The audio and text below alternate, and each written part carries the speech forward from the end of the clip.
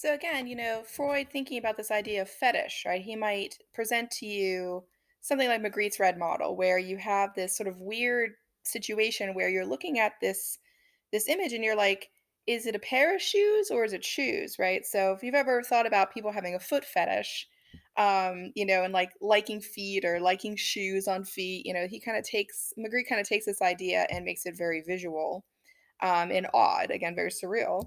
Thinking about the idea of dream theory, you can look at something like Dali's famous persistence of memory that we'll talk about in greater depth a little later on. But this idea of you've wandered kind of into a dreamscape and you're seeing things that don't make any sense, just like you would in a dream.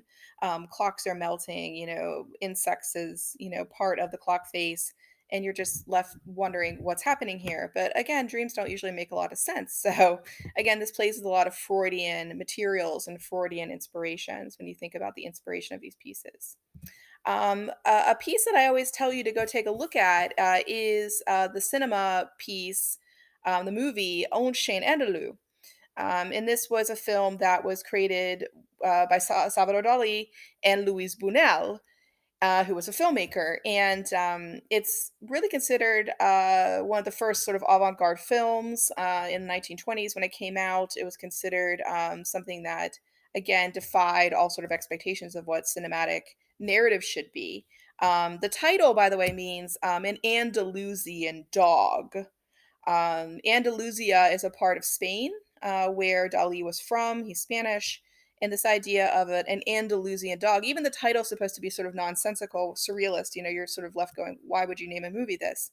You notice I gave you some talking points on the movie, which can easily Google and find and watch. And this that it plays with a couple different elements in a very sort of interesting sort of surrealist way.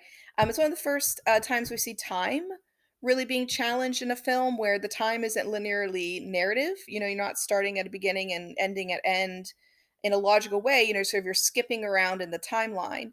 And many people think this later influenced other filmmakers like Tarantino or Christopher Nolan, that they use this kind of fractured structure, right, to storytelling, where you don't really know what's happening with the time.